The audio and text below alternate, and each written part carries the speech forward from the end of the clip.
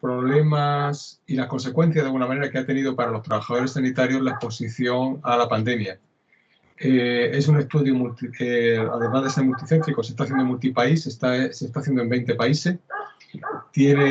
Cuenta también con el aval, de alguna manera, o el aval de la Organización Mundial de la Salud, que lo apoya, que de hecho ha hecho también algunas sugerencias sobre cómo modificar algún aspecto concreto del proyecto. Y la idea, de alguna manera, es intentar reclutar al mayor número posible de trabajadores de toda categoría, trabajadores sanitarios, incluyendo todas las categorías de profesionales sanitarios, más aquellos trabajadores en los hospitales que también normalmente a veces se dejan casi un poco de lado, ¿no? Los trabajadores no sanitarios estrictamente, que puede ser desde personal de mantenimiento, personal de celadores, por ejemplo, que son personal muy importante, personal de limpieza, que son vitales para el funcionamiento del hospital, pero bueno, que muchas veces parece que se deja o no se le presta quizás tanta atención como se debiera. Entonces la idea es, nosotros lo que estamos intentando en el grupo en España, estamos ahora mismo de momento activamente trabajando en Madrid, en el Hospital de la Paz y la Universidad Autónoma de Madrid, y por parte también, y aquí en Murcia, somos un poco los que estamos en este momento más activos liderando el proyecto. Y nuestra idea es intentar que este proyecto sea más allá de Murcia y de Madrid, que se pueda convertir en un proyecto nacional, de tal manera que podamos tener una representación buena de lo que está ocurriendo en el resto del país. Y bueno, para conocer un poco qué problemática hay, sobre todo está muy enfocado en el tema, por supuesto, de salud mental, la dificultad y las consecuencias, las secuelas que se generan a partir de las situaciones de estrés que se están viviendo. Y bueno, lo que se pretende es conocer con qué frecuencia se presentan, qué tipo de problemas se presentan, con qué frecuencia se presentan, y también a partir de ahí, pues bueno, dar orientaciones y dar un poco ideas sobre cómo se puede mejorar y cómo se puede paliar la situación de los trabajadores, cómo se les puede ayudar también, ¿vale? Y ese es un poco el sentido del proyecto. Y ahora no te veo a ti, pero no sé si me estás oyendo. Te estoy escuchando, ¿vale? Paz, ¿Me oyes o no? no sé si alguien me oye. Sí, te oímos perfectamente. Es lo que te he dicho, que voy a quitar la imagen, ¿vale? Solamente el audio para que como estamos grabando, Vale. para que nada más a ti, ¿vale? Vale, pues a Okay. partir de la explicación que ha dado Alberto, abrimos ronda de preguntas sobre la investigación en general sobre su área de trabajo y su disciplina. La primera creo que era Patri, ¿no? Sí, Paz. Bueno, pues adelante. Buenas tardes, doctor.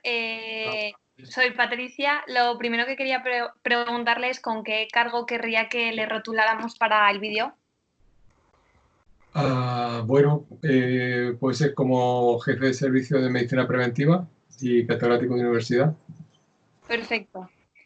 Bueno, pues la pregunta que querría hacerle es que mañana se va a celebrar un Consejo de Ministros donde el presidente pues va a plantear un posible plan de desescalada, y ayer vimos imágenes de aglomeraciones en varios puntos de ciudades grandes como Valencia o Barcelona.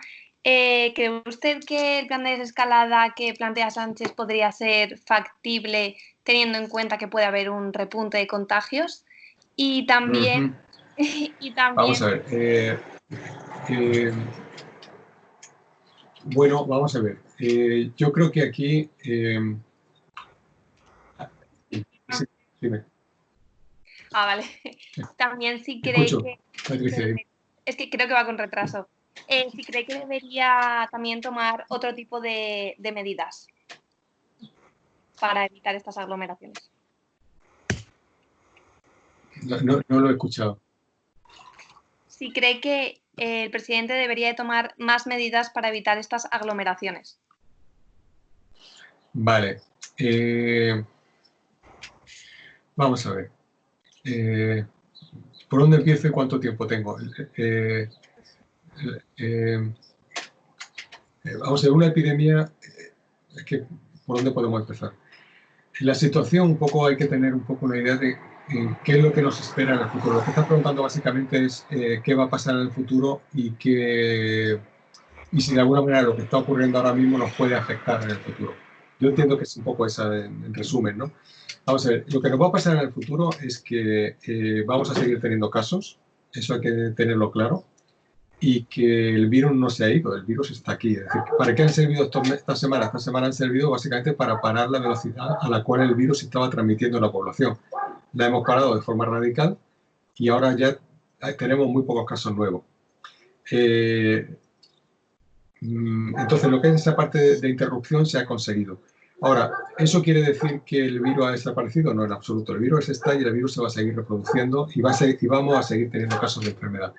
El objetivo de lo que tenemos que plantearnos a partir de ahora es que el número de casos que vaya apareciendo sea, digamos, un número que no vaya creciendo mucho o que crezca lo menos posible, que se aproxime lo más posible a lo que decimos el número este de reproducción de 1. Es decir, que como mucho un paciente infectado genere otro paciente infectado, pero no genere 1,5, porque entonces tenemos un problema. Entonces, lo que intentamos es acercarnos lo más posible a ese 1 o intentar mantenerlo ahí. Entonces, ¿casos vamos a seguir teniendo? Sí. Ahora, ¿de qué depende de que tengamos más o menos casos? Va a depender, en buena medida, va a depender de las medidas de protección que se tomen por parte de las personas y de la capacidad de respuesta que haya por parte del sistema sanitario. Si las personas tienen poca capacidad, si las personas tenemos poca capacidad de cumplir las medidas de protección, pues lo que va a pasar es que entonces ese número se va a ir distanciando de 1, con lo cual corremos el riesgo de que de repente empecemos a tener de nuevo una multiplicación de casos y una situación de riesgo de nuevo. Pero, por otra parte, si el sistema sanitario es capaz de responder relativamente rápido, identificar a esas personas, aislarlas, pues entonces seremos también capaces de interrumpir esa transmisión de virus. Entonces es un poco como ese tipo de balance el que tenemos. Lo que haya pasado este fin de semana yo creo que es una situación un poco puntual, que quizás es poco significativa. Habrá que ver cómo va evolucionando, cómo son los comportamientos. Depende de la zona, me imagino que habrá sido de una forma o de otra. Pero yo creo que lo que sí que pone de manifiesto es que es fundamental en el tratamiento de una epidemia como esta el contar con la población. Y aquí hay un elemento muy importante que si a alguien le interesa podemos, o si queréis que lo sigamos profundizando, me preguntáis sobre eso, lo podemos hablar, que es el tema de, digamos, cuál es la respuesta, cuál es el grado de conocimiento que tiene la población. Estamos preparados todos como para saber lo que tenemos que hacer y cómo protegernos nosotros, cómo evitar la transmisión. Y bueno, ese es quizás un poco el tema. Quizás hemos prestado mucha atención a lo que es la parte de técnica y casi más científica, y quizás no le hemos prestado tanta atención a explicarle a una persona cómo tiene que prepararse una mascarilla higiénica para protegerse, o si tiene que llevar guantes o no, etc. No lo sé. No sé si te he contestado o te he contestado de más, o más de lo que... Quería también saber si en caso de que se produzca un repunte, si el plan de desescalada que podría proponer Pedro Sánchez sería factible o no. Si se produjera un repunte, pero el repunte no se va a producir a corto plazo, es decir, el repunte se acabaría notando en las próximas semanas.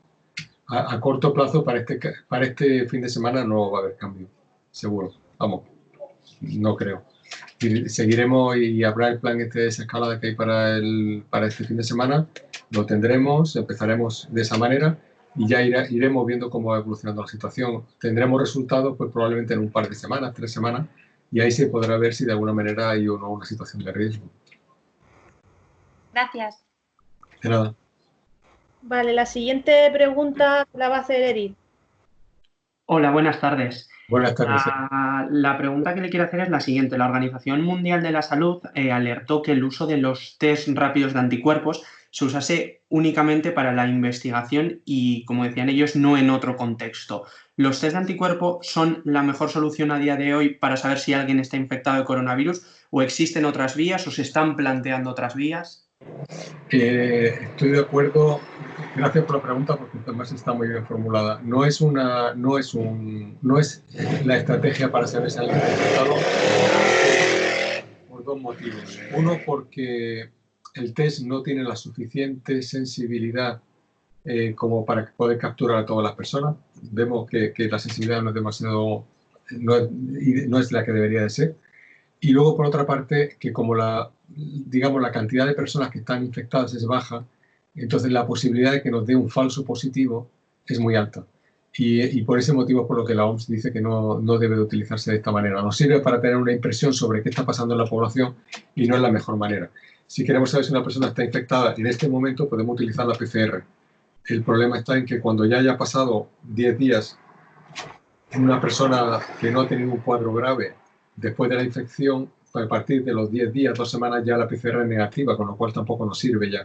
Entonces, de momento, ahora mismo, podemos identificar la persona que está infectada en el momento que está infectada con una PCR, pero más allá de eso, no tenemos unas herramientas suficientemente buenas ahora mismo como para hacer los diagnósticos. Podemos utilizar los test serológicos, pero no, como digo, no tiene suficiente valor clínico como para que lo podamos utilizar en los diagnósticos a fecha de hoy. Se está trabajando para que podamos disponer de test que funcionen mejor, pero de momento no los tenemos.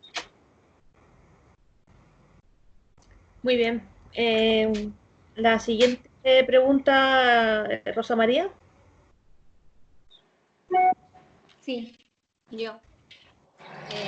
Hola. Hola. Rosa María Salcedo para la Universidad de Nebrija. Bueno, a ver, mi pregunta es si después de la experiencia con la COVID-19 estará el sistema sanitario español preparado para hacer frente a un nuevo virus de características similares al coronavirus en el hipotético caso de que volvamos a vivir una pandemia de este nivel. Bueno, yo creo que estamos aprendiendo mucho, está clarísimo. El tema que pasa con la situación actual es que todavía no ha terminado. Es decir, aunque ahora en mayo tengamos, ahora ya esta semana se levanten algunas de las medidas también de confinamiento y luego ya en otra semana más se acaben levantando otras medidas y estemos en una situación de menos confinamiento, no quiere decir que el problema ya ha desaparecido, el problema va a continuar. Y yo creo que tenemos que mentalizarnos que va a continuar durante años. Quiere decir, volviendo a la pregunta, es que realmente estamos aprendiendo, pero es que todavía no hemos terminado de aprender. Por lo tanto, ¿estamos mejor preparados ahora que antes? Estamos bastante mejor preparados porque indudablemente en estos meses hemos aprendido mucho. Hemos aprendido también a nivel de la organización, hemos aprendido mucho sobre cómo trabajar. Hemos aprendido cosas nuevas incluso socialmente. Estamos haciendo esta clase de esta manera, o estamos haciendo teletrabajo, que antes no estaba implantado con tanta, por supuesto, con esa asiduidad y con esa importancia que tiene ahora mismo ya. Y entonces estamos aprendiendo, pero todavía no hemos llegado ahí. Yo creo que todavía nos queda mucho que aprender y nos queda todavía, desgraciadamente, nos queda todavía un periodo de aprendizaje largo. Al final estaremos mejor preparados, estoy convencido que sí. Estoy convencido que sí, porque estamos siendo conscientes, estamos sufriendo todas las consecuencias de esto. Yo creo que sí. La respuesta creo que será que sí, pero todavía no estamos en esa fase. Estamos todavía en el proceso de aprendizaje. Vale, muchísimas gracias, muy amable. Buenas tardes. Buenas tardes. Fernando, ¿es la siguiente pregunta? Sí, hola, buenas tardes. Soy Fernando, encantado. Yo quería preguntarle por el uso de la cloroquina, que es un medicamento que en un principio se usa contra enfermedades como la malaria y se empezó a usar desde marzo como remedio contra el coronavirus junto a antibióticos como la acitromicina, pero en algunos casos se han dado efectos secundarios muy graves como fallos renales o incluso en China hay pacientes que la pigmentación de la piel les ha cambiado totalmente. Entonces quería preguntarle si podríamos ya con estos efectos secundarios descartar la cloroquina como remedio contra el coronavirus o sigue siendo una buena opción que tenemos que seguir estudiando para combatir el virus. Bien, bueno, yo creo que muy bien. Vamos a ver, ahora mismo de lo que, digamos que la forma en como nosotros aprendemos en medicina es a través de un procedimiento que está muy formalizado, muy reglado, que son lo que se llaman los ensayos clínicos. ¿Qué es lo que ocurre? Que en esta situación con este virus, como estamos en una situación tan indefensos, porque no tenemos herramientas terapéuticas y porque conocemos tan poco y porque la mortalidad es alta y la sobrecarga del sistema sanitario, pues realmente nos hemos lanzado todos de una forma un poco alocada, conscientes de lo que estábamos haciendo, pero quizás por la propia necesidad evidente, a intentar explorar y buscar alternativas terapéuticas. Y por eso se están ensayando todo tipo de respuestas. Hoy leía, esta misma mañana, hace un momento, leía un estudio en Francia donde van a ver incluso el efecto de la nicotina sobre el virus, es decir, y ver si tiene algún efecto que pueda ser beneficioso. Es decir, estamos explorando de alguna manera porque no tenemos herramientas terapéuticas. Entonces, el tema de la cloroquina surgió en algún momento por investigaciones en China, que se planteó que podía ser, se planteó que algunos mecanismos, pero no había ensayos clínicos y todavía no tenemos resultados de ensayos clínicos. Hay ensayos clínicos que están en marcha y, de alguna manera, para dar la respuesta definitiva hay que esperar a esos ensayos clínicos. Yo creo que es lo que toca. Una vez que tengamos el resultado de los ensayos clínicos, estaremos con mucha mejor capacidad para decir definitivamente sí o no, o en qué condiciones puede que sí o puede que no, ¿no? De momento, ahora mismo, sí que es verdad lo que comentas, que hay estudios que parecen indicar que ese fervor que teníamos inicialmente, pensando que podía ser una herramienta terapéutica, puede que no sea tanto, y que de hecho la cloroquina tiene también efectos secundarios y tiene complicaciones, por lo tanto no parece que vaya a ser la panacea que se pensaba, o que vaya a ser ese tipo de respuesta, pero hay que esperar a los ensayos clínicos para verlo, ¿vale? De acuerdo, muchísimas gracias. De nada. Vale, ahora sería el turno de Ángela. Hola, buenas tardes. Hola, buenas tardes. Bueno, yo quería preguntarle, porque existen muchas teorías de que dicen de que este virus ha sido creado en un laboratorio, pero también he visto de que hay pruebas científicas de que eso no ha sido así, que ha sido un proceso natural. ¿Nos podría explicar No he entendido la realmente última cómo ha parte. podido, ¿Pruebas de que científicas sí, de qué? de que ha Vale. sido Sí, un proceso natural, que no ha salido del laboratorio? Si nos podría decir realmente cómo ha podido nacer realmente la COVID. Bien, vamos a ver. Digamos, yo no soy virólogo de entrada, lo voy a decir, pero de lo que ocurre, lo que se hace cuando aparece un virus nuevo. Oh, Alberto, espera un segundo, porque se ha ido la imagen tuya. ¿Hay alguien? Le he quitado la posta porque no oía y he pensado que igual hay un problema con la... No, pero es que es para televisión, necesito ver. Perdón, disculpad. Vale, puesta. Es que sé que era un problema por eso lo he quitado, pero evidentemente, ¿cierto? Okay. Entonces, vamos a ver, el tema, lo que se hace cuando aparece un virus, lo que se hizo en este caso, lo que se hace siempre, es se hace un mapa y se hace como una lectura de su material genético para tener perfectamente como el código de instrucciones de cómo está compuesto ese virus y cuáles son sus componentes, sus proteínas, cómo está compuesto. Y entonces, a partir de ahí, cuando se hizo ese análisis, se hizo una comparación entre lo que sería ese mapa genético del virus con otros mapas genéticos de otros virus que ya eran conocidos o de otros virus que había habido epidemias anteriores. Entonces, lo que se vio es que este tipo de virus tenía similitudes muy importantes con el SARS-CoV, con el virus del SARS, que fue una epidemia que hubo en el año 2002-2003, en China también, que ocasionó también unos 8.000 casos de infección, una mortalidad muy alta. Se parecía bastante a ese virus, por eso es que se ha llamado de nuevo SARS-CoV-2. Y por otra parte, entiendo que lo que quiere, al decir que no es una manipulación de laboratorio, es porque la secuenciación genética que se observa se parece mucho a algunos de los virus que están circulando en algunos de en un tipo de murciélago en particular, que puede haber sido el reservorio original de este virus, ¿no? Entonces, si hubiera sido una manipulación genética de laboratorio, hubiéramos encontrado trozos de fragmentos que no corresponden exactamente a esa secuencia, porque cuando uno lo manipula en el laboratorio, lo que va haciendo es que toma trozos, fragmentos y va añadiendo. Y entonces hubiéramos encontrado sería como coger un libro, un corta y pega, y en ese corta y pega uno hubiera visto texto que corresponde a un libro y otro texto que no corresponde a ese mismo libro, ¿no? Entonces, no era el caso. Por lo tanto, yo pienso que esos son los argumentos que descartan un poco la idea de que este virus sea un producto de laboratorio. No es un producto de laboratorio. Ahora, ¿de cuál es el origen? No está claro del todo. Parece que el reservorio original son este tipo de murciélagos frugívoros.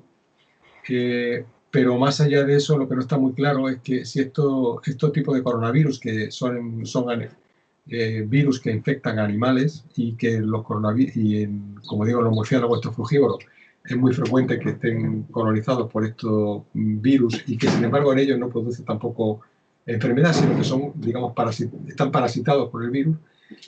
La pregunta está en si ese virus ha pasado directamente desde ese murciélago a un ser humano y después se ha empezado a transmitir entre personas, o ha tenido un intermediario en otro animal, un mamífero que haya pasado y se ha jugado con varias alternativas, como el pangolín, pero tampoco eso no está claro del todo, ¿no? Entonces, lo que sí parece claro es que no es de laboratorio y que en última instancia proviene del murciélago, pero lo que no queda claro es cuáles han sido los pasos intermedios y cómo ha pasado desde ahí hasta algunas personas, y de esas personas se ha ido después transmitiendo de una persona a otra, ¿no? No sé si con eso contesto a la pregunta. Sí, sí, sí, muy claro. Muchas gracias. De nada. Y ahora Virginia, su turno. Hola, sí, buenas tardes. Buenas tardes. Bueno, yo ya ha comentado usted que es algo sobre los tests serológicos que no tienen no sabemos todavía si tienen suficiente valor. Y yo le quería preguntar precisamente por este estudio de seroprevalencia que empieza hoy para estudiar la transmisión del virus en los hogares. Y dijo hace unos días Fernando Simón que antes de valorar la opción de empezar a hacer test masivos a toda la población, habría que ver los resultados de este estudio, que tiene una muestra, decían, de entre 60.000 a 90.000 personas. Le quería preguntar, en primer lugar, si cree que es una muestra suficientemente representativa y si, aunque los resultados sean muy esclarecedores, si usted seguiría apostando por los test masivos. Gracias. Gracias. Mira, vamos a ver. Este tipo de pruebas sí que sirve para este tipo de uso, o sea, para el uso de medir cuál es el porcentaje de personas infectadas. O sea, básicamente, ¿de qué se trata? De lo que se trata es que hemos tenido un virus del cual sabemos que hay una serie de personas que han estado infectadas. Son los casos que está diciendo el Ministerio, de personas que están, de alguna manera, bien identificadas porque se le ha hecho una PCR, es decir, una prueba ya con bastante sensibilidad para identificar si estaban o no infectados. Entonces tenemos esas personas localizadas, pero somos conscientes de alguna manera, ¿no?, de que la circulación del virus ha sido mucho más amplia que esa cifra que tenemos. Es decir, la cifra real de personas infectadas en España puede ser muy superior, pero muchísima, en muchos órdenes de magnitud superior a la cifra que tenemos ahora mismo pensada. Entonces, es relevante, es importante saber cuántas personas han estado infectadas. Pues tiene interés, porque eso nos puede dar una idea sobre qué grado de difusión ha tenido el virus, sobre qué importancia ha tenido la transmisión en asintomáticos, sobre qué cantidad qué porcentaje de todas las personas que estaban infectadas hemos sido capaces de capturar con nuestro sistema de vigilancia y cuántos se nos han escapado, ¿no? Entonces, eso nos da muy buena idea para comprender un poco la dinámica del virus en la población. Eso es interesante. Ahora, ¿cuánta muestra necesitamos? Cuando se hace un estudio de este tipo, lo que se hace es que por supuesto no se toma toda la población, se hace un muestreo. En ese muestreo, lógicamente nosotros siempre decimos que cuanto más mejor, pero ten en cuenta que los estudios que se hacen a nivel nacional con ese tipo de muestras, yo creo que es una muestra que probablemente es bastante buena para tener una representatividad nacional. Puede haber problemas de infravaloración de la cantidad de personas que están infectadas en realidad, porque la infección no ocurre de una forma al azar en la población. Quiero decir, si por ejemplo nosotros quisiéramos saber el porcentaje de personas o el índice de masa corporal de la población española, bueno, en principio podemos tener una característica que puede estar repartida de una forma más o menos aleatoria entre la población. Entonces, si nosotros cogemos una muestra, es como seleccionar una serie de bolas, seleccionamos estas 90.000 personas, pues eso nos puede dar una buena idea de qué es lo que está pasando. ¿Cuál es el problema con el virus? Que diferencia un poquito de esto. Porque cuando la distribución del virus en la población no es homogénea, está más ligada a la aparición de casos. Es decir, cuando hay un caso de infección, es más probable que alrededor de esos casos aparezcan otros casos. Los casos no aparecen al azar en la población, sino que aparecen agrupados. Entonces, dependiendo de qué estrategia de muestreo se siga, cómo se esté planteando, que yo eso la verdad es que lo desconozco, según cómo se esté planteando la estrategia de muestreo, puede darnos o no una representación que puede ser inferior al valor real, ¿vale? No sé si me estoy explicando bien, pero la idea es que en principio la muestra que estamos teniendo es una muestra importante. Es verdad que a nivel de Murcia tendríamos unas 1.000 alrededor de unas 1000 y pocas personas, por ejemplo, en toda la población, lo cual no es mucha gente, pero bueno, si eso se hace como un muestreo aleatorio bien realizado, nos puede dar una buena idea de lo que es el porcentaje de personas, ¿vale? El porcentaje de personas que están infectadas con el virus. Ahora, si queremos ir más allá y aumentamos mucho el tamaño de muestra, lo único que vamos a conseguir probablemente es disminuir digamos, la incertidumbre sobre el valor real. Cuando tú tomas una muestra de una población, esa muestra, como es una muestra, no es el valor completo, el valor real, digamos que tiene lo que nosotros decimos digamos, en ciencia de la salud, que tiene un nivel de incertidumbre. Y esa incertidumbre lo reflejamos con intervalos de confianza. Podemos decir, pues vamos a suponer que la población española, el 7% de las personas están infectadas, pero como hemos elegido una muestra que tiene un grado de incertidumbre, el valor real no sabemos exactamente si es 7, pero sabemos que va a estar entre, digamos, 15 y un 2%. Entonces, la pregunta es si estar entre 15 y 2% para ti es suficientemente incierto o suficientemente cierto como para valerte. A efectos de lo que nosotros necesitamos en este momento, probablemente no importa que el intervalo sea más o menos grande, porque de todas maneras estamos en un umbral de infección que probablemente no es demasiado alto. Cuando queremos una medida muy precisa, entonces sí que tenemos que aumentar mucho el tamaño muestral.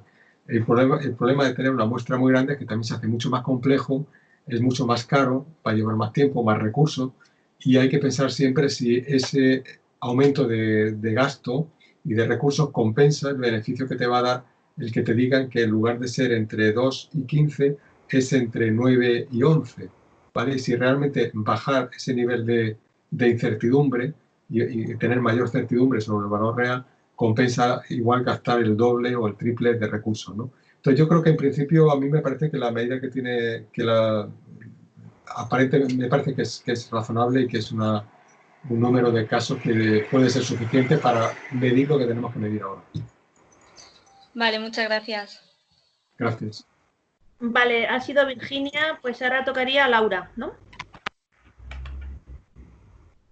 ¿Laura?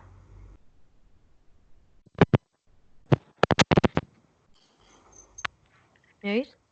Sí, un poquito bajo, pero sí. Vale. Hola Alberto, te quería preguntar qué consecuencias está teniendo la COVID-19 y el confinamiento a nivel mental, es decir, cómo está afectando a la salud mental. Y bueno, luego también, si quieres un poco meterte también en el tema de si se están descuidando otras necesidades o enfermedades, como por ejemplo a nivel nutricional, si está habiendo más casos de obesidad, por ejemplo. Bueno, pues está muy bien la pregunta, porque evidentemente el efecto no lo tenemos medido, por lo menos yo no tengo constancia de que esté en este momento en que alguien lo esté midiendo o que se esté midiendo, es posible que sí, pero yo no tengo resultados de eso, pero evidentemente estamos viendo una situación muy anómala. A nivel de salud mental, yo creo que sí que hay bastante sospecha de que evidentemente supone una situación de estrés, supone una situación de restricción de movimiento. La actividad física está muy ligada al bienestar, también mental, a la salud mental, y probablemente estamos todos viviendo en una situación de mucho estrés contenido, pero sí que probablemente esperemos que no nos pase una factura demasiado grande, pero sí, evidentemente no es una situación favorable. Por eso siempre hay que valorar muy bien también y tener en cuenta si existen alternativas. Por ejemplo, en España, de lo que yo sé, se ha seguido un régimen de confinamiento un poco, probablemente el más duro de todos los que se han establecido en Europa, ¿no? Entonces, ¿hasta qué punto se pueden flexibilizar algunas medidas o no? Yo creo que hay que valorarlo y quizás no sé si se le ha prestado suficiente atención, ¿no?, a ese tema. Hoy, este fin de semana, han salido los niños, pero es que además de los niños están los niños de más de 14 años, hasta los 18, y luego están los adolescentes, y luego están las personas más mayores, y luego están las personas más mayores. Es decir, que realmente, bueno, quizás consecuencias seguramente está teniendo y va a tener. Pero ahora mismo no tengo datos para decir qué impacto está teniendo.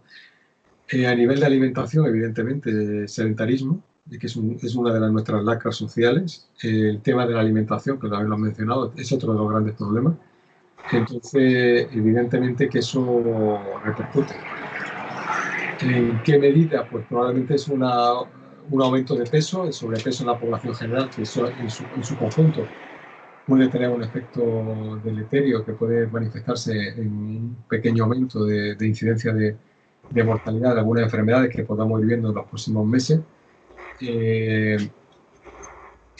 ¿Cuánto? Bueno, la verdad es que no te sabría decir ahora mismo, pero evidentemente sí que es un tema importante a tener en cuenta y debería ser un motivo también a tener en cuenta por parte del Ministerio a la hora de plantear alternativas que puedan ser seguras para que la población pueda salir. Es decir, salir a hacer ejercicio de forma individual. Se ha dicho la semana que viene, pero realmente mientras antes mejor. Es decir, no, igual no era necesario esperar tanto porque es un tema importante. Sí. Muy bien, Gracias. sería ahora Paula Segura. Sí. Ahora le tocaría a Paula Sí, Segura. buenas tardes. Sí, buenas tardes, Hola, doctor. buenas tardes. Soy Paula Segura. Lo primero, me gustaría agradecerle que dedicase parte de su tiempo a esta entrevista. Nada, Y gracias. me gustaría saber en qué consistiría, en caso de haber un nuevo brote de la epidemia de la COVID, en qué consistiría el plan de prevención frente a los EPIs, los test y las camas en la UCI para evitar el volver a montar hospitales de campaña. Y también, ¿cuáles serían las consecuencias de implantar el pasaporte de inmunidad? Vale. Empiezo por la última, que yo creo que es más sencilla. El pasaporte de inmunidad no tiene mucha lógica. De mi punto de vista, y no solamente una opinión personal, es una opinión de sociedades científicas, también de medicina preventiva, iba a decir un pequeño disparate. No tiene mucho sentido, porque de alguna manera supone varias cosas. Supone que nosotros tenemos capacidad, tenemos un test que tiene una fiabilidad excelente para poder decir quién ha pasado o no la infección, lo cual no lo tenemos. Y luego, por otra parte, tendríamos que tener una evidencia muy clara de que la persona que lo ha pasado del COVID ya realmente está inmune y que ya eso sería una garantía de inmunidad, pero tampoco lo tenemos. Es una enfermedad nueva, entonces tenemos dos incertidumbres muy grandes y además con el riesgo de que se puede suponer luego después todo tipo de problemas que pueden ir asociados a esa situación. Por lo tanto, no tiene mucho sentido. Yo no conozco a nadie serio que lo esté promoviendo en este momento. Entonces, eso con respecto a este carnet. Con respecto al otro tema, que era, a ver si recuerdo ahora mismo, ¿cuáles eran las preguntas? Perdón. Sí, se lo repito. ¿En qué consistiría, en caso de un nuevo brote de la COVID, Sí. la prevención frente a los EPIs, los test y las camas en la UCI para evitar el montar de nuevo otra vez esos centros hospitalarios de campaña? Vale, los centros hospitalarios de campaña se montaron porque los sistemas sanitarios se vieron totalmente desbordados. El motivo por el que se vieron desbordados fue doble. Digamos, por una parte, la propia historia de la enfermedad hace que el porcentaje de personas, un porcentaje muy elevado de las personas que se infectan, requieran hospitalización y también intervención en UCI con respiradores. Ese es un tipo de actividad asistencial que es muy exigente desde el punto de vista de recursos. Los hospitales tienen unas unidades pequeñitas para hacer cargo de esa situación, porque es una situación demasiado frecuente y siempre hemos ido un poco a mínimos, siempre hemos ido a jugar un poco a la cantidad mínima que necesitas tener, porque son unidades también caras, para poder funcionar. Y aquí se han desbordado todas las previsiones. Cuando ya se ha desbordado todo, ha habido que echar mano de esta situación. Pero ¿qué es lo que se ha planteado por parte del Ministerio? Pues que vamos a duplicar y además tener capacidad de duplicar otra vez más el número de camas de UCI. O sea, duplicar de entrada lo que tenemos y estar en condiciones de poder duplicar todavía más. Echar mano de los servicios de REA, de reanimación, como servicios paralelos también a UCI, y desde ese punto de vista estar preparado para que si llegara de nuevo una avalancha, que pudiéramos atenderlo en otras condiciones, para no tener que llegar a esa situación extrema. De todas maneras, yo creo que en paralelo a eso, la situación es, nosotros necesitamos saber exactamente cuántos casos estamos teniendo en la población, por eso es muy importante que tengamos un sistema de vigilancia que nos permita conocer cuándo aparece un caso de infección y cuántas personas alrededor de esa persona están infectadas. Eso es lo que se llama un sistema de vigilancia epidemiológica, porque si tenemos un buen sistema de vigilancia epidemiológica podemos identificar los casos que están infectados y aislarlos para evitar que puedan infectar a otros. Entonces, esa sería otra parte de la medida importante. Entonces, si eso lo hacemos bien, podremos asegurarnos que la curva no vaya a aumentar de forma tan dramática como pasó en los meses anteriores, que nos llevó ya a una situación que era absolutamente, que no había posibilidad de pararlo de otra forma. Y hubo que llegar a esta situación, pero cuando ya se paró, como el número de personas que había infectadas era tan grande, pues ya cuando llegaron todas esas personas al hospital, pues esas personas que correspondían, que tardan normalmente unas 2 semanas o así desde que se infectan hasta que van al hospital, pues cuando llegaron al hospital ya el hospital se sobresaturó.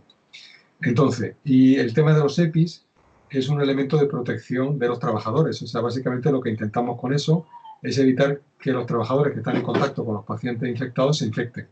Entonces, ahí la importancia está en saber o en tener por parte del sistema sanitario suficientes EPIs, o EPIs adecuados, suficientes EPIs como para poder atender situaciones de seguridad sin que haya rotura de stock, ¿vale? Como ha pasado en otros casos durante la situación sanitaria, ¿vale?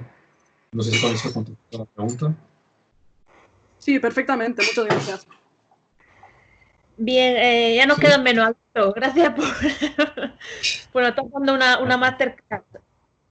Nos quedan 5. Sería ahora... Muy bien. Segura Marina Vidal, ¿no? Si no me equivoco. Sí, hola, buenas. Hola, ¿qué tal? Yo sobre esto me gustaría preguntarle si ese impacto en la salud mental de los sanitarios que mencionaba podría repercutirles de alguna manera en el sistema inmunológico y que como consecuencia tengan una mayor... ¿Me escucha? Se te ha ido. Se va y se viene la voz, lo lamento. A ver. Repite. Sí. ¿Se me escucha? Sí, ahora se escucha. O sea, he entendido Vale. que la pregunta era si esa situación de estrés puede influir en su sistema inmunológico y hacerles más vulnerables al COVID. Justo. Okay. Vamos a ver, cómo poder ser, sí, podría ocurrir. Claro, la situación de estrés es una situación que efectivamente tiene un efecto sobre el sistema inmunitario. La respuesta es menos adecuada y entonces la capacidad de defenderse puede hacer, quizás no tanto el riesgo de infección, porque el problema que tenemos nosotros es que nuestro sistema inmunitario no está preparado para responder al COVID. Todos somos susceptibles a un virus nuevo, por lo tanto no tenemos defensa a priori, tenemos la defensa inespecífica general del sistema inmunitario, pero no tenemos defensa específica. Entonces, pero sí es indudable que puede ser, desde el punto de vista de la progresión de la enfermedad, la situación de estrés probablemente no sea la más adecuada, sea una situación que puede ser un elemento que contribuya a que el desenlace pueda ser peor, ciertamente. Puede ser. No tengo evidencia porque no conozco ningún ejemplo de estudio que haya publicado en este sentido, pero a priori uno pensaría que sí, que puede ser un elemento de riesgo adicional. Vale, muchas gracias. Bien, ¿estás a casa? Sí, hola Alberto, buenas tardes. ¿Perdón? Hola Alberto. Hola, buenas tardes. ¿Me escucha? Sí, perfectamente, dime. Mi pregunta es la siguiente. Este próximo sábado, día 2 de mayo, dejarán salir a la calle a los adultos para pasear o hacer deporte. ¿Cree que puede tener consecuencias negativas, como el aumento del número de contagios? Bueno, vamos a ver, que va a tener consecuencias. Vamos a ver. Esto es como todo en la vida, hay que valorar un poco lo que puede tener de elemento negativo y lo que puede tener de elemento positivo. Es decir, la forma segura y absolutamente segura de evitar que hubiera transmisión del virus sería quedarnos todos en casa durante los próximos 2 o 3 años. Con esos 2 o 3 años conseguiríamos que el virus prácticamente desapareciera del entorno y que dejara de circular y que diera tiempo que apareciera una vacuna, a vacunarnos todos, y una vez que estamos todos vacunados pues volvemos a salir. Pero claro, eso no es factible, ¿no? Evidentemente. Entonces lo planteo un poco para que se vea. Entonces ya a partir de ahí, cualquier situación en la cual aumentemos o, digamos, aumentemos las posibilidades de transmisión porque reducimos la distancia social, pues indudablemente es una situación de riesgo en el sentido de que aumenta la probabilidad de que el virus vuelva a transmitirse de una persona a otra. El tema que hay que valorar es si ese riesgo, ese aumento de riesgo, está suficientemente controlado y compensa el perjuicio que ocasiona el seguir en la situación de confinamiento. Yo creo que ahora mismo, si hemos hecho bien los deberes, que sería la pregunta a hacerse, si hemos hecho bien los deberes y sabemos todo lo que tenemos que hacer, hemos entendido todo lo que es la distancia social, hemos entendido los mecanismos de transmisión, la importancia de hacer higiene de manos, la importancia de no llevar guantes, por ejemplo, utilizar protección respiratoria cuando estamos cerca. Si todo eso lo hemos entendido bien, yo creo que podemos salir en una situación relativamente segura, teniendo en cuenta que, claro, que siempre va a haber posibilidades de transmisión mayores que las que ocurrirían si estuviéramos en casa, pero que claramente en casa no nos podemos quedar más tiempo. Es decir, tenemos que empezar a salir y tenemos que empezar a vivir, teniendo en cuenta que, evidentemente, como decía antes, casos de infección seguramente vamos a tener, y es normal que acabemos teniendo casos y que tengamos más casos, y que esos casos, a mí no me preocupa tanto que haya casos de infección como el que seamos capaces de identificarlos y aislarlos. Si somos capaces de identificar y aislar esos casos de infección que van apareciendo, y eso lo hacemos bien, hay modelos que muestran que si eres capaz de identificar alrededor del 70%, por lo menos el 70% de todos los casos de infección que se van generando y de los contactos de esos casos, no solamente los casos de infección, sino también todos los contactos, y eres capaz de aislarlo, puedes controlar la propagación del virus, ¿vale? Entonces, ese es el escenario en el que nos tenemos que mover. Pero pero tenemos que ser conscientes que infecciones vamos a tener y que evidentemente van a aparecer casos. Pero que, por otra parte, esto no es un blanco o negro, es una situación de valorar las consecuencias de una postura y de la otra. Y de valorar un poco y ver si en este momento compensa o no el hacerlo. Y yo creo que sí que compensa. Gracias, Alberto. De nada. Ha sido Marina Muñoz, es Marina Álvarez, y ya nos quedarían otras dos más y deliberamos. No, sin problema, es un placer. Estoy aprendiendo mucho. Adelante. Marina Álvarez, ¿no? Te toca ahora, Marina. Muñoz. Ah, vale, pues me he saltado una Marina. Perdona que como estáis las dos juntas, Marina y Marina, no me he liado. Marina Muñoz. Hola, buenas tardes, Alberto. Mi pregunta es la siguiente. ¿Qué tipo de patologías subyacentes hacen que una persona joven, aparentemente sana, pueda morir por coronavirus? Pues mira, hay una parte que se puede saber, que tiene que ver con temas como hipertensión, diabetes, enfermedades pulmonares crónicas, y hay otra parte que no se sabe muy bien. Ha habido casos de infecciones que han terminado con un desenlace fatal, pocos, pero ha habido algunos, y en los cuales no está tampoco muy claro, o yo por lo menos no he encontrado una explicación todavía muy clara de por qué han ocurrido. El problema es que la respuesta de este virus es una situación un poco... pasa algo parecido también con la gripe, es decir, el tema no está en sí el virus, no te mata el virus, sino que de hecho lo que nos acaba matando es la respuesta que nuestro propio organismo produce a ese virus. Es decir, se produce una respuesta inflamatoria, que es una respuesta masiva. Digamos, sería como si de repente, por similitud, sería como si tuviéramos nosotros unos guardas urbanos en una ciudad o en una aldea, y de repente, como aparecen unos intrusos, empiezan a disparar a todo el mundo y matan a todos los que están, los habitantes de esa aldea o de esa ciudad. ¿Por qué ocurre de esa manera? Pues la verdad es que no lo sabemos. Es decir, esa es un poco muchas de las líneas de investigación que hay, y los proyectos que están en marcha ahora mismo para investigar medicamentos van en la línea de intentar bloquear precisamente esos mecanismos, no tanto en sí atacar al virus como intentar bloquear la respuesta que el propio organismo produce, que parece ser la que está detrás de ese desenlace. ¿Y por qué ocurre en algunos casos y otros no? Pues no está del todo claro, o por lo menos yo no lo sé tampoco, y no tenemos idea clara sobre por qué ocurren. Sabemos que hay factores, como he dicho, subyacentes que pueden ser importantes, pero en otros casos no se sabe. Mucho que conocer todavía por el virus. Vale, gracias. De nada. Vale, ahora sí sería Marina Álvarez. Sí, hola, buenas tardes, Alberto. Hola, buenas tardes. Mira, yo te quería preguntar por el tema de los sanitarios contagiados, porque en España ahora mismo somos el país líder en número de médicos contagiados. Si le parece que la principal explicación de esto es la falta de material de protección, los sanitarios, en caso positivo, ¿qué responsabilidad tiene el gobierno sobre esto? Y ya por último, si cree que esta crisis va a dejar secuelas psicológicas en el personal sanitario y cuáles. Vale, mira, vamos a ver. Por una parte,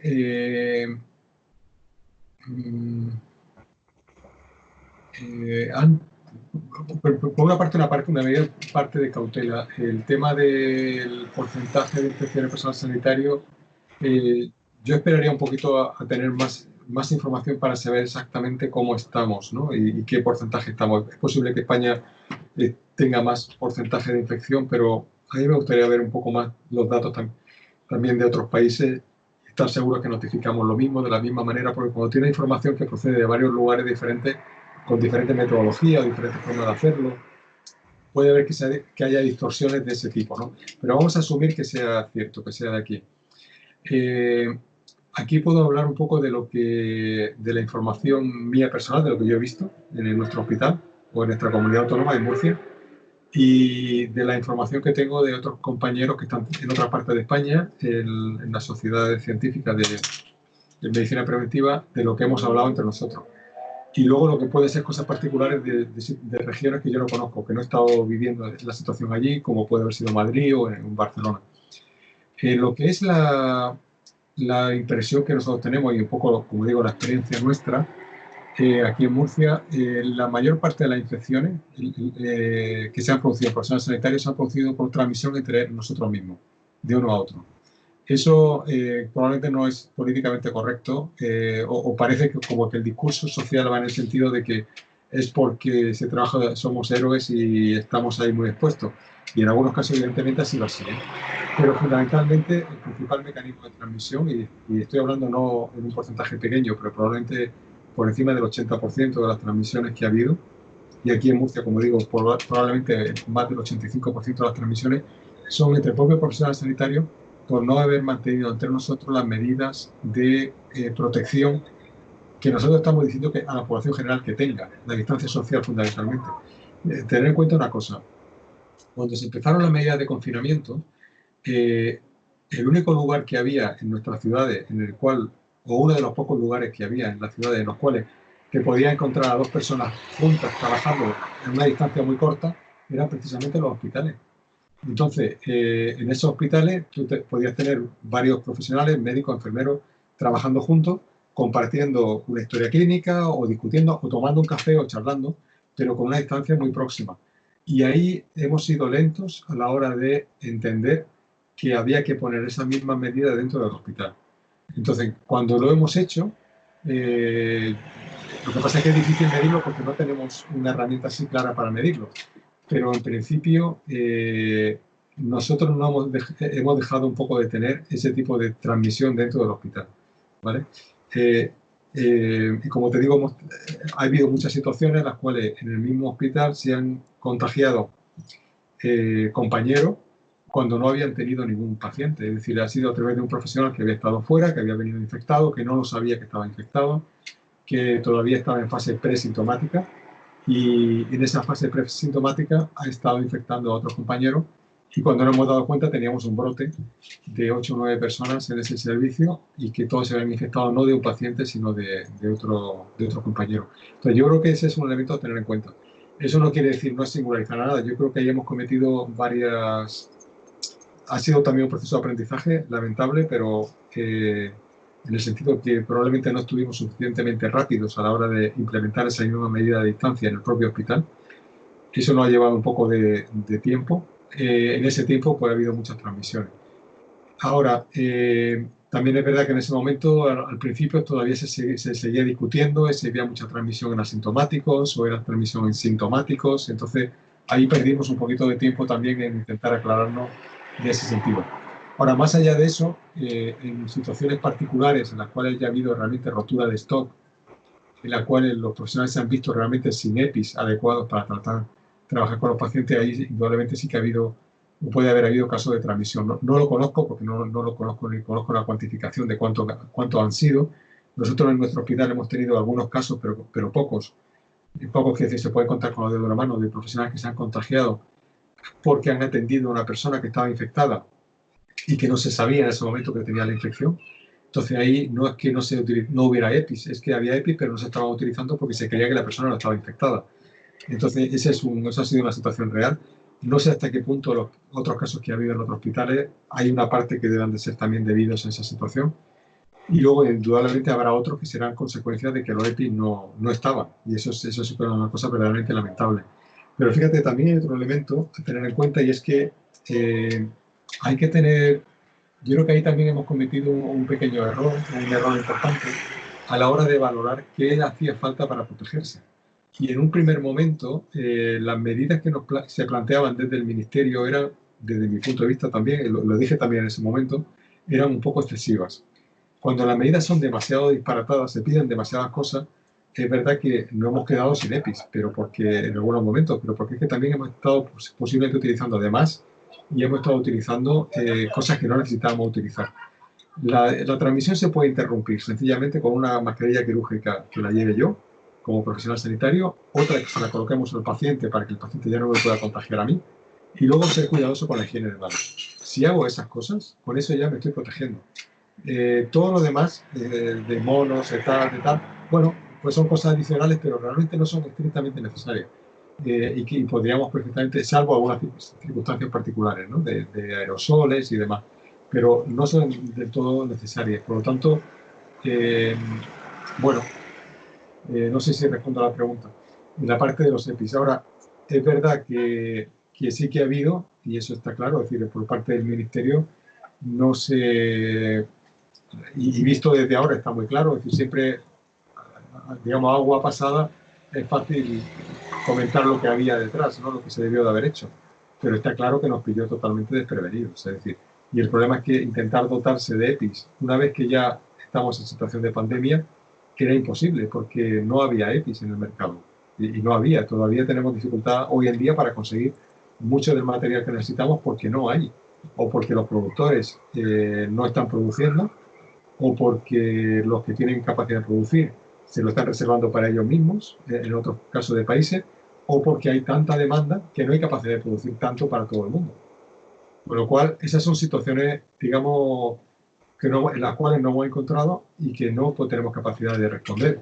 Entonces, ¿qué aprendizaje hay? Volviendo a aquello que me preguntabais al principio, alguno de vosotros, sobre el tema del aprendizaje, pues tenemos que aprender que tenemos que tener un stock fijo suficiente y tenemos que irnos aprovisionando.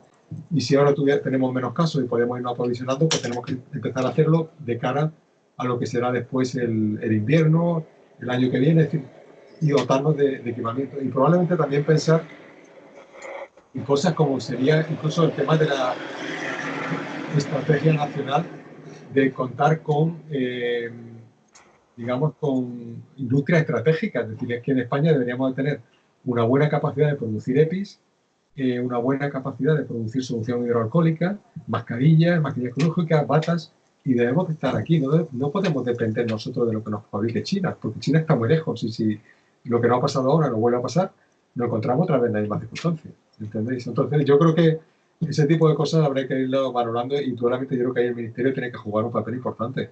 Y indudablemente sí que indudablemente se han cometido muchos errores en ese sentido.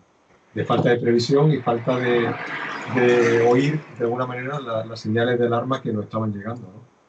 En ese momento.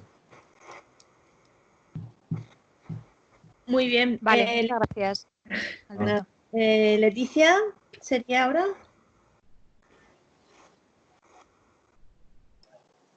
Leticia. Hola, ¿me escucha? Sí, perfectamente. Dime. Hola, ¿qué tal? Yo le iba a comentar sobre los test rápidos existentes. Son ahora productos para diagnóstico, pero in vitro. Y hoy, por ejemplo, los expertos han expuesto la posibilidad de que sean productos de autodiagnóstico, es decir, que las farmacias realicen 100 test a los individuos de a pie. ¿Qué le parece a usted como experto? Yo creo que es una mala idea, porque el problema que podemos tener, vamos a ver, el problema, digamos que cuando tú haces una prueba, eso nosotros lo llamamos hacer un cribado, ¿no? Si tú haces un cribado, quiere decir aplicar una prueba diagnóstica a población que en principio no tiene síntomas, ¿no? eso sería un cribado, es decir, como, por ejemplo, como se hace típicamente por lo que se hace el cribado de cáncer de mama, o se hace el cribado de cáncer de próstata en varón, etc. Ese tipo de cribados en población sana tiene ventajas y tiene inconvenientes. Y hay que valorarlo y no es tan sencillo. ¿Por qué no es tan sencillo? Porque cuando tú tienes una población sana y le sometes a una prueba de cribado, a menos que la prueba sea absolutamente, digamos, perfecta, en el sentido de que identifique a todos los que están infectados, a todos los que tienen la enfermedad, y que identifique como no enfermos a todos, no a unos pocos, sino a todos los que no tienen la enfermedad, sería un 100% de sensibilidad y un 100% de especificidad. A menos que tengas eso, el problema es que tú vas a tener lo que se llaman falsos positivos y falsos negativos. Entonces, ¿cuál es el problema de este tipo de pruebas? Que no son para nada ni un 100%, 100%. Entonces, ¿qué consecuencias puede tener? Como la prevalencia ahora mismo, la cantidad de personas que están infectadas en la población general es muy baja quiere decir que podemos estar hablando a lo mejor de 1 de cada 1000 personas que pueden estar infectadas o menos. Aquí en Murcia probablemente estemos hablando todavía de bastante menos, de 1 de cada, no sé, 1 de cada 10.000, 1 de cada 20.000, 50.000, no lo sé. Como tienes tan poca... Entonces, cuando tú aplicas una prueba de este tipo, vas a tener una gran cantidad de falsos positivos. Va a salir muchísima gente con un falso positivo. ¿Y qué problema tiene que salga un...? Sin embargo, van a salir muy pocos falsos negativos. En la mayor parte de que salga la prueba que diga que no, es que no la tiene. Entonces, el no está bien.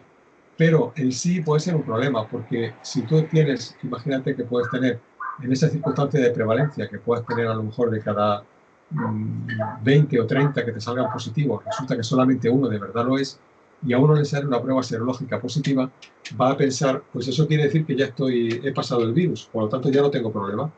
Y sin embargo es mentira. ¿Entendéis? Entonces el problema que puede generar ese tipo de pruebas en este momento es que puede inducir a pensar las personas que han pasado una infección que realmente no la han pasado. Por eso esta prueba, desde el punto de vista diagnóstico, en este momento no nos sirve. Otra cosa sería en el momento en que estemos hablando ya de una población en la cual, pues digamos que el porcentaje de infección sea de un 20%. En ese caso tiene sentido. Tú lo aplicas y si te sale que sí, pues probablemente va a ser que sí. Ahí funciona de forma diferente. Pero es que las pruebas de cribado funcionan mejor o peor dependiendo de cuántas personas, qué porcentaje de las personas están infectadas previamente. Y por eso no serviría, sería una muy mala idea el hacerlo en este momento.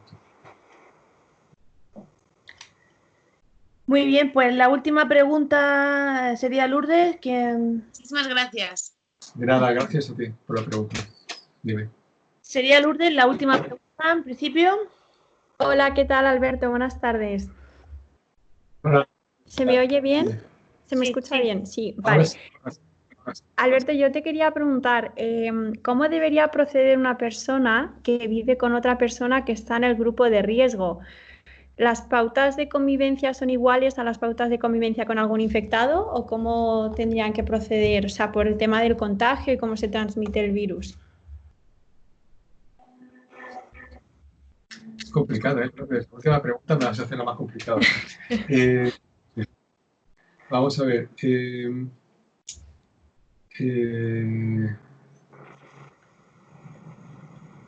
Hombre, yo creo que lo que se puede decir como consejo es que si uno convive con alguien que es una persona de riesgo, debería de ser especialmente cuidadosa para hacer las cosas correctas de cara a evitar tener la infección. Perdón. Pero más allá de eso,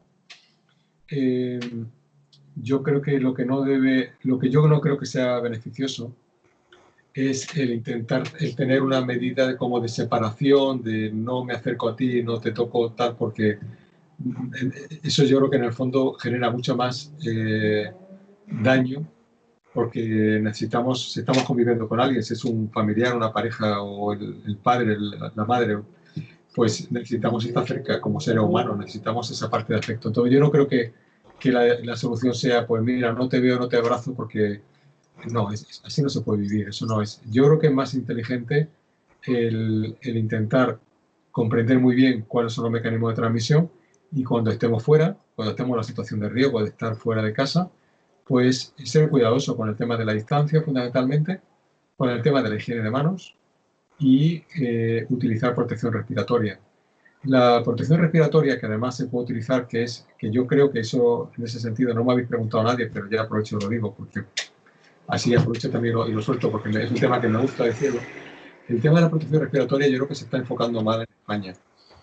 Se está haciendo mucho énfasis en material que no es sostenible. Es decir, no le podemos pedir a la gente que se compre mascarillas quirúrgicas, porque si esto fuera a acabar en una semana, vale, pero si estamos hablando que esto puede durarte 1 año, 2 años, ¿quién va a estar comprándose todos los días 1 euro de mascarillas quirúrgicas? Es decir, al final es una ruina. 1 euro diario, es decir, pues tendrías que cambiarte, si la estás poniendo la mascarilla durante 8 horas al día, ya es mucho, es decir, casi que tendrías que cambiarte por lo menos todos los días, seguro. Entonces, eso es insostenible. Hay que pensar en protección respiratoria como puede ser un paño de tela de algodón doblado. Nosotros tenemos un vídeo en el cual lo mostramos, que luego, Paz, si quieres, se lo puedes pasar a tus... o lo puedo pasar yo por si no lo han visto. No sé, ¿tú lo has visto o...?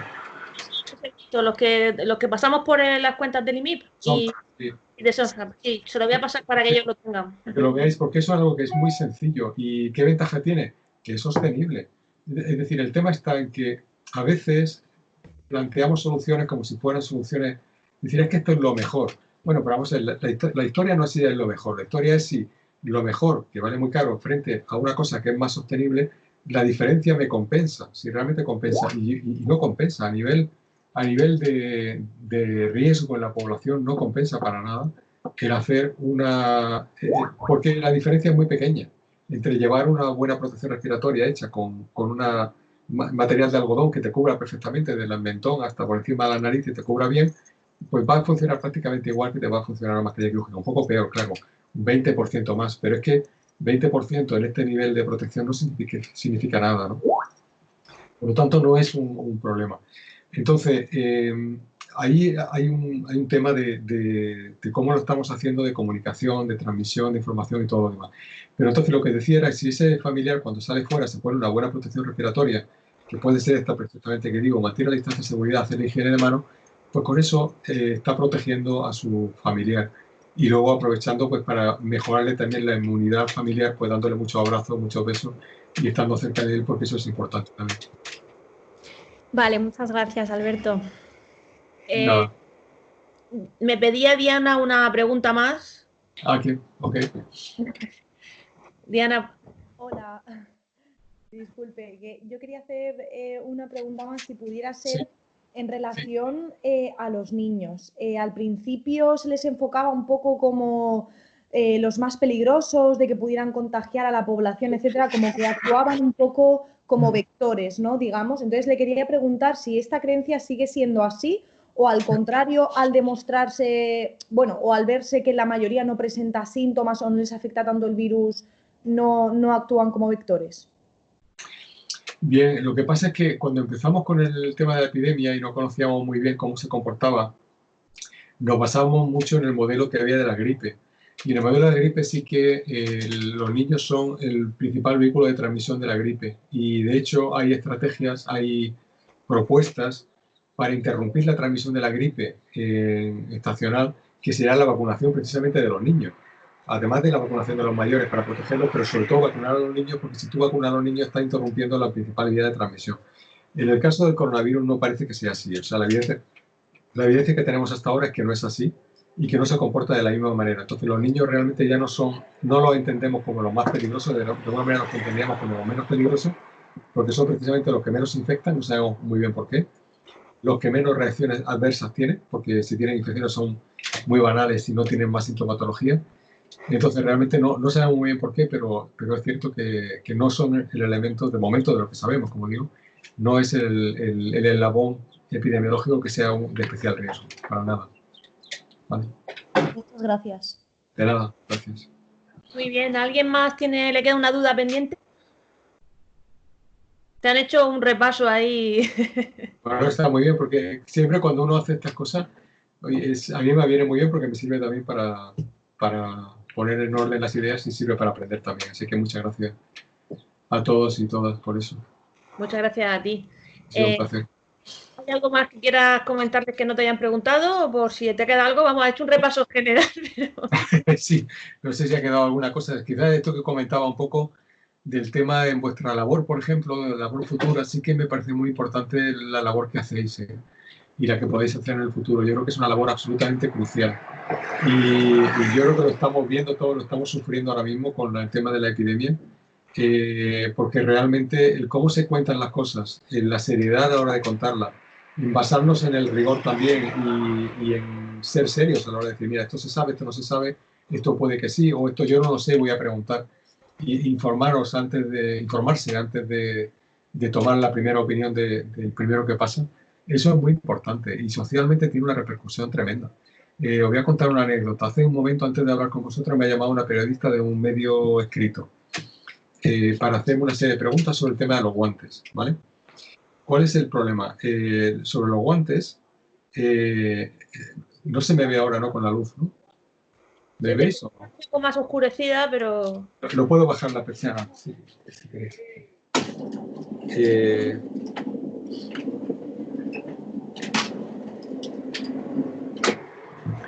Vale. Vamos a ver, el problema con los guantes es que no hemos sabido dar un mensaje. Es decir, nadie ha sabido explicar claramente, hay que ponerse guantes, ¿no? ¿Cuándo? ¿Quién? Y encima hemos tenido pésimas imágenes de ver al rey. Aquí lo puedo decir porque no lo voy a publicar, ¿no? Lo puedo decir. Hemos visto pésimas imágenes de ver a la grande autoridad del país, jefe de Estado, presidente del gobierno, yendo con guantes. Pero vamos a ver, ¿qué hace usted con un guante? ¿Qué asesor le ha dicho usted que tiene que ponerse un guante? No tiene ningún sentido. ¿Por qué? Porque el guante es un elemento de riesgo, no es un elemento de protección. En ese contexto. ¿Y por qué? Se lo he explicado a la periodista. Es un elemento de riesgo porque y eso sí que os animaría de verdad, si queréis hacer o si podéis transmitir esa información, como sea, por Twitter, como sea, transmitirlo porque es importante, la gente tiene que saberlo. Yo eso se lo he comentado a las autoridades sanitarias de aquí de mi región y me dicen, bueno, es que esto es una batalla perdida. Digo, pero ¿cómo me puede decir que es una batalla perdida si ni siquiera hemos empezado a pelearla? Es decir, esto es una batalla que hay que ganar. Tenemos que explicar a la población que si llevan guantes, lo que están haciendo básicamente con el guante es que sería como si tuviéramos una armadura y con esa armadura pensáramos que nos podemos meter con todo el mundo. Y como estamos protegidos, pues nos podemos meter contra todos. Pero claro, va a llegar un momento que si nos metemos contra todos, pues al final nos vamos a meter en tantas batallas que al final vamos a acabar nosotros siendo víctimas del propio proceso, víctimas de nuestra armadura. Y con el guante nos pasa igual. El guante es verdad que nos protege la piel, pero la piel no es una de las vías de transmisión del virus. El virus se transmite por la piel, se transmite a través de la boca y sobre todo de la nariz y inhalarlo a través de los ojos. Entonces, fijaros lo que pasa con el guante. Yo digo que si llevo un guante, ya me siento protegido, por lo tanto voy a ir tocándolo todo. Todo lo que no tocaría sin guante, me siento con libertad de tocarlo porque, bueno, estoy protegido. ¿Eso qué hace? Que el guante se va adheriendo al guante, toda la suciedad, todos los virus que pueda encontrarme por el camino, pues lo voy a llevar en el guante. Cuando uno lleva guantes, al final en algún momento tendrá que rascarse, tendrá que sujetarse una mascarilla, tendrá que coger el móvil. ¿Y qué estoy haciendo con esos guantes sucios? Estoy tocando la mascarilla, que está cerca de los ojos de la nariz, estoy tocando mi monedero, estoy tocando el móvil, con lo cual estoy trayendo el móvil, estoy trayendo los virus precisamente a mi entorno inmediato. Con lo cual, en lugar de protegerme, lo que estoy haciendo es dando más oportunidades para infectarme. ¿De acuerdo? Y luego otro efecto que estoy haciendo es que estoy recogiendo el virus donde quiera que esté, porque el virus puede estar en cualquier superficie, y lo estoy llevando a otras superficies. O sea, soy un diseminador de virus. Entonces, realmente no tiene ningún sentido. ¿Qué es lo que debería hacer? Pues ir sin guantes, con lo cual yo voy como, digamos, más desnudo frente a la vida, pero sabiendo que no debo de tocar cosas. Y si toco, pues cojo la solución hidroalcohólica y me hago higiene de manos, con lo cual mato el virus. Porque el virus es muy sensible como no se transmite por la piel y además es muy sensible al alcohol, pues va a desaparecer. Por lo tanto, mi mejor manera de protegerme las manos es no llevar guantes y hacer solución hidroalcohólica. Y con eso ya después me puedo tocar, y si me toco por accidente o porque lo hago o porque me pican, pues ya voy protegido porque he hecho higiene de manos, ¿vale? Y esa sería la forma de trabajar. Pero fijaros, ese mensaje tan sencillo no hemos sido capaces de transmitirlo a la población. Y claro, eso genera confusión, genera dudas y genera riesgo. Pero lo pongo como ejemplo de cosas muy sencillas que si las contamos bien, si le transmite claramente a la población, yo creo que pueden tener un gran beneficio. Lo mismo que lo que os comentaba antes también de las mascarillas. Es decir, ¿qué sentido tiene que a la población le demos una mascarilla quirúrgica que le va a costar €1, en el mejor de los casos 0,95 creo que valen en la farmacia, ¿para qué? Si realmente el exceso de protección que tiene la mascarilla quirúrgica frente a lo que puede ser, como digo, una mascarilla de fabricación casera con una camiseta, va a ser un 20% de protección más, 25, si quiere hasta 30%. Pero que eso, en el contexto de lo que es el riesgo, no es un riesgo importante, no es una cantidad importante. Y sin embargo, no es sostenible el pensar que tú puedes estar tirando mascarilla y una mascarilla y otra mascarilla, además de lo que supone de millones de mascarillas consumidas cada día, cuando tampoco tenemos producción local de mascarillas quirúrgicas y tenemos que traerlas de allí. Es decir, me parece un poco, bueno, mejorable, francamente mejorable. Bueno, y yo con esto paro, pero un poco por deciros que vuestra tarea, la labor que podéis hacer es muy importante y bueno, yo animaros de verdad que lo hagáis lo mejor posible y desearos mucha suerte en vuestra trayectoria personal y profesional. Gracias a todos. Pues se lo dije al principio y más en otros momentos a lo mejor es más difícil de explicar, pero con lo que estamos viviendo de poner en valía la comunicación científica en los medios de comunicación, porque hay pocos profesionales que se dediquen a esto de manera especializada, y cuando conoces el sistema, el funcionamiento, la terminología básica, el proceso, es un plus que le dije que pusieran encima de la mesa cuando tengan la oportunidad de trabajar, porque, y más con la que está cayendo, es una opción que pocas redacciones tienen, porque pocas se las pueden permitir. Y menos en televisión, es todavía menos frecuente.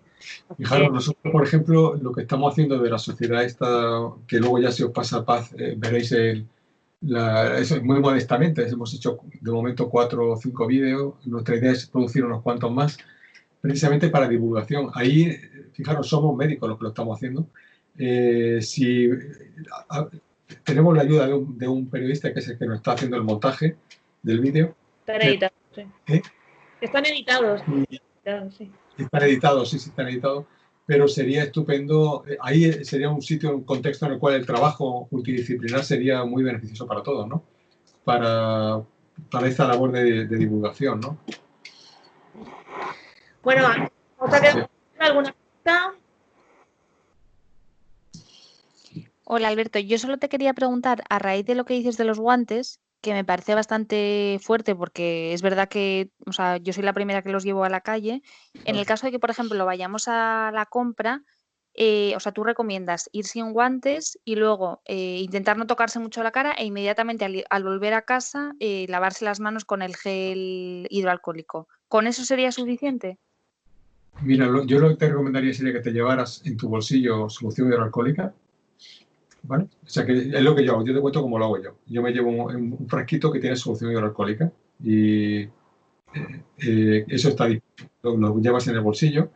Cuando llego al supermercado, si voy a llevar un carro, pues entonces con la propia solución hidroalcohólica me lavo las manos y con la propia solución limpio también la barra que voy a llevar, con el que voy a empujar, ¿no? La barra que voy a empujar de ese carro. Con lo cual esa barra ya está limpia y la he limpiado con el alcohol. Y ahora ya, normalmente en la tienda te piden que te pongas unos guantes, lo cual, bueno, no me parece mal porque entra mucha gente, es normal que lo lleve. Lo que no me parece bien es que las propias tiendas dejen entrar a la gente con guantes de la calle. Eso no debería estar prohibido, debería estar totalmente prohibido, porque si tú vienes con los guantes de la calle, todo lo que tú has ido recogiendo de la calle o de ti mismo, pues si estás infectado, lo vas a llevar dentro de la tienda, ¿no? En algunas tiendas lo que hacen es que te dicen que te pongas tú encima de ese guante, te pongas otro guante. Eso también es un absurdo, lo que hay que hacer es quitarse los guantes que traemos. Entonces, pero en fin, en nuestro caso yo me pongo en ese momento los guantes porque me lo piden que me los ponga, con lo cual con el guante entro, recojo las cosas que vayan a necesitar, lo pongo en la cesta, voy a pagar, pago con ese guante si tengo que utilizar el PIN, lo introduzco y tan pronto como he pagado el PIN, que lo de la zona del PIN sí que puede estar contaminada porque lo toca todo el mundo, pues ahí justamente me quito uno de los guantes, ¿no?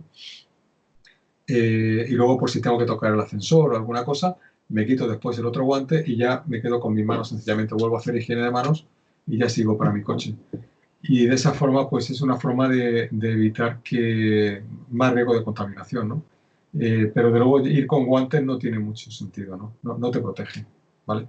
Utilizarlos dentro de la tienda yo creo que está bien que se utilice, pero sería bueno que todo el mundo previamente a ponerse los guantes haga higiene de manos, que sería lo importante, y yo creo que había que insistir mucho también que en todas las tiendas, en todos los comercios, a partir de ahora haya solución hidroalcohólica accesible y fácilmente accesible para todo el mundo y que insistan sobre todo en la higiene de manos, ¿vale? Eso sería lo fundamental. Si alguien fuera con guantes y por lo que sea insiste en que quiere llevar su guante, también puede hacer higiene de manos sobre el guante, ¿vale? El problema de eso es que si nos acostumbramos a ir con guantes, al final en la tienda te puede servir, pero esa persona cuando vuelve a salir fuera con su guante vuelve a convertirse en un peligro público. Por lo tanto, por eso digo que yo creo que es mejor no llevar guantes, ¿no? Para todos, es mejor para todos. Bueno, creo que os ha dado mucho material y muchos titulares.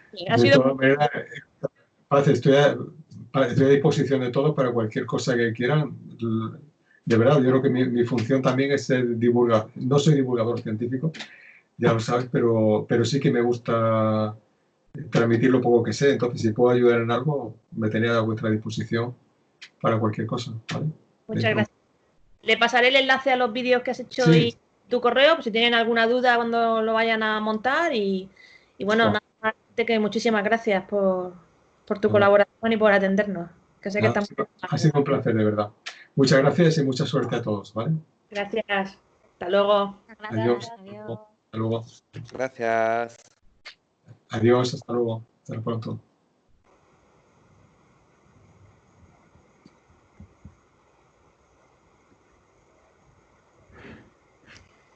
Bueno, pues habéis visto que os ha dado una masterclass y ha sido Alberto muy sincero y os ha dado un montón de titulares y de ideas para que elijáis. Ya sé que cuando tienes tanto, al final es difícil seleccionar, pero es lo que os decía y en la práctica que hicimos, que os mandaré a todos corregida, personalizada. Lo que pasa es que no he querido mandarla hasta que tengo todas, ¿vale?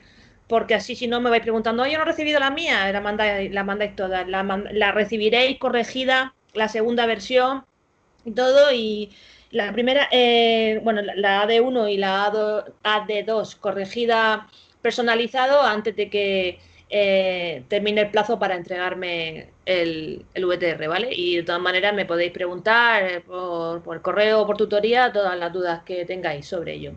A ver si mañana os puedo terminar todas y mandároslas, y si no, en poco tiempo la tenéis, ¿vale? ¿Alguna duda sobre lo que os ha explicado o sobre...? Vale. Bueno, entonces, ya os recuerdo el sistema del proceso. La próxima clase, que será este miércoles, haremos lo que dijimos.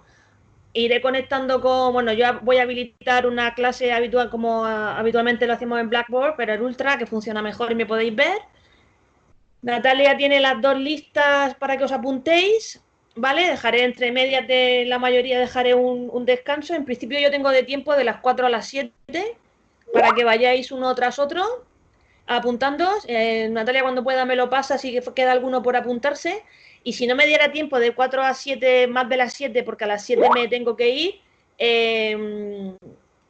buscamos otro hueco al que quede pendiente. Sí, ya sé que necesito más tiempo, por eso os lo comentaba, que no me va a dar lugar a hacer todo. Vale, Alejandra, que tiene que salir a las 8 que trabaja. Vale, perdona, estaba pensando en lo del miércoles. Vale, no pasa nada. Si enseguida ya vamos a terminar y os paso los vídeos. Bueno, apuntaros en la lista y viendo yo los que quedan pendientes, buscamos otro hueco que vosotros os venga bien. ¿Tenéis clase, Natalia? ¿Tenéis clase? Esto es el miércoles. ¿Tenéis clase el jueves? ¿O el viernes? Sí, los dos, jueves y viernes. Viernes no. Bueno, lo digo porque como es una conexión personal, a los que queden pendientes o no os venga bien entre las 4 a las 7 el miércoles, pues yo cojo los datos y quedamos personalmente con cada uno, ¿sabes? Que no por la mañana o como sea, ¿vale? No os preocupéis que hablaré con todos los que queráis que veamos lo que habéis pensado que vais a hacer en la pieza. Y después del miércoles os pondré una fecha, según cómo vea cómo vayáis, para lo que es la entrega, una fecha máxima para entregarme el VTR. ¿De acuerdo? Vale. Paz. Vale, muy bien, muchas gracias. Genial, Paz. Bueno, Vale, espero que os haya gracias. Ya Paz, sabéis, ¿cuándo nos vas a subir los vídeos, perdona? los vídeos estos, los de hoy, Sí. ahora mismo, ahora voy un momento al aseo. Sí, no te preocupes. Os lo subo para que lo tengáis disponible, ¿vale? No sé si lo podré subir al campus virtual si pesa mucho y si no os pongo un enlace para descargarlo. Sí, lo estoy leyendo, ahora lo iba a decir. Lo pongo para descargarlo por WeTransfer. Me he dado cuenta, porque como nunca había hecho grabaciones con Skype, me he dado cuenta que los vídeos se descargan aquí en el chat.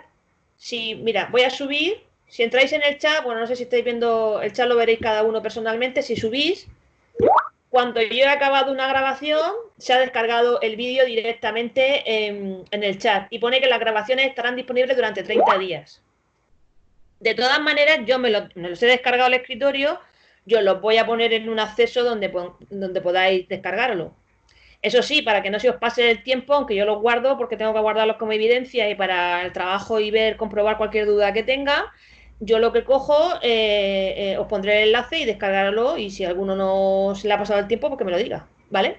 Pero ahora mismo en el chat se van descargando. Este último vídeo, como ha pesado más, está tardando un poco más en acabar. Vale, pues hago eso, os paso el enlace a los vídeos y también lo que ha dicho Alberto, os pongo los vídeos que están haciendo divulgativos por si os interesa o lo queréis utilizar como recurso o lo que os parezca. Y os pongo su correo electrónico por si tenéis alguna duda que le queréis preguntar a él directamente, ¿vale? Y el de Irene también os lo pongo. Se lo voy a preguntar porque antes de ofrecerlo yo se lo pregunto a Irene, me imagino que no hay ningún problema y os lo pongo. De todas maneras, también me podéis preguntar a mí las dudas, ¿vale? Que yo os resuelvo lo que hasta donde llegue y si no, si tenemos que consultarle a ellos, pues le consultamos. Bueno, pues voy a dejar de grabar, bueno, que termino la clase. Voy a dejar abierta la conversación, pero por ir saliendo de la conversación lo que queráis para esperar a que se descargue el vídeo, ¿vale? Que está tardando más por lo que pesa.